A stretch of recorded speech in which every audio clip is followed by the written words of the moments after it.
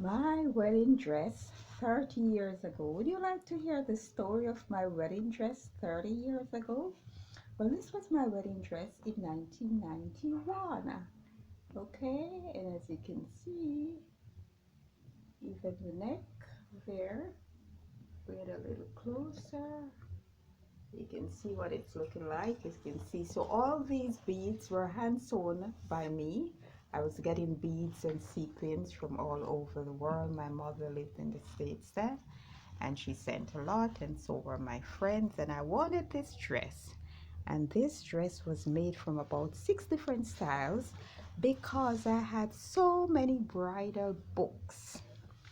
So this is the front of my dress. And you know the thing with this dress 30 years ago, I choose to use taffeta, if you know I'm frugal, but also I wanted something that would stay white. And if I had used satin, satin would have turned red years after. So I didn't want to use satin. So I chose to use taffeta. And if you look at it 30 years ago, it is still white and pretty pretty snow white, apart from the beads, and that's what beads does, they turn color.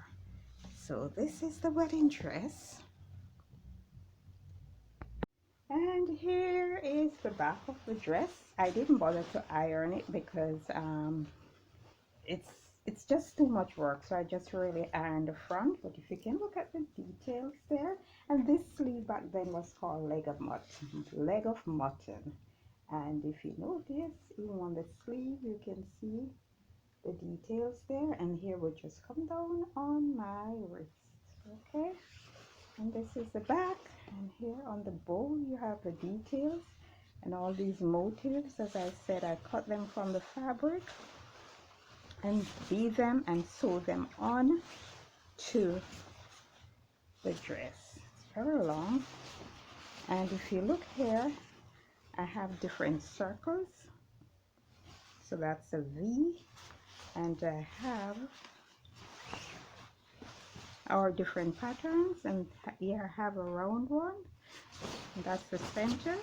So at the back there, the center, there's a round one, and that's the dress, and the story behind the dress is that there was this designer, famous designer, the number one in Montego Bay, and there was one in Kingston, and the one in Kingston was Francis Keane. And as you know, I'm always into fashion and interior, and so when I was working with the one in Montego Bay, when I went to her, she was just all over me, but she wouldn't want to teach you to cut. But because my mother was a dressmaker, we grew up some sewing, so I always gravitated to sewing, even though my first love was policing or nursing.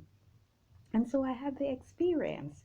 So I used to work on the bridal dresses, all the beading and everything. I always do all of that. And would you believe, when the time came for me to get married, after I finished my dress, or almost finished it, maybe 90%, I had to do my fitting, and I couldn't fit it myself. So I called her. I had stopped working with her and move on, and she said yes, I could take it to her, for her to fit it on me. And that lady fitted that dress on me, and she didn't say a word.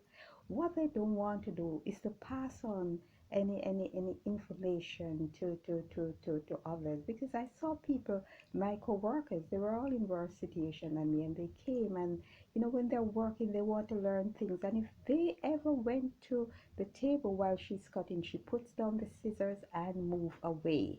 You understand? Fortunately for me, I had the experience because my mom was a dressmaker. But it just goes to show, now there's YouTube, and so many people are learning from YouTube. You understand? And I really want to say kudos. I really appreciate the YouTubers who decide to share their knowledge and their experience to others. I myself, I learn things even though I'm experienced, and there are others who are not as experienced than I am who are actually learning from me too. So we can't be selfish. We have to learn to empower each other, and we don't want to really go down in the grave with all this knowledge and don't leave it for someone else. So that's the story with my wedding dress. Now, I wonder if anyone would really wear this dress. No, there are some people who likes vintage, so maybe there's someone who would really appreciate this dress now. So here I'm giving you a little peek again of the front. It's nicely fitted. I was fatter and fitted very nicely, you know, hugged to my body. I didn't put any cuffs in here because I had a half bra, you know, but it was joy making it. And another story, the wedding, the marriage didn't even last any time, you know, it didn't last any time, but that is life, you know. I don't really think people should rush in marriage. I think when you see the red flags, you ought to get out, you know, and try to live your life. And then when the right time comes, then you get married, you know, but don't rush into it.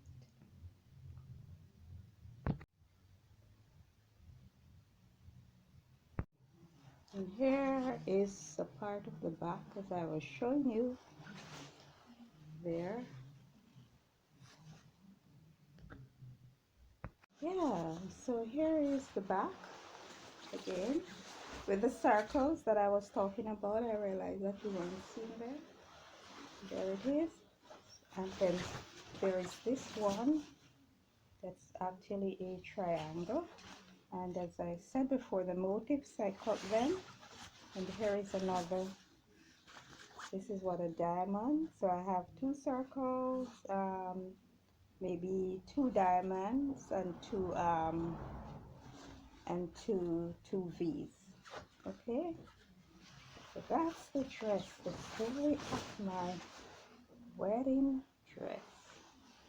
Very detailed. Okay, just let you have a closer look at the back of the sleeves.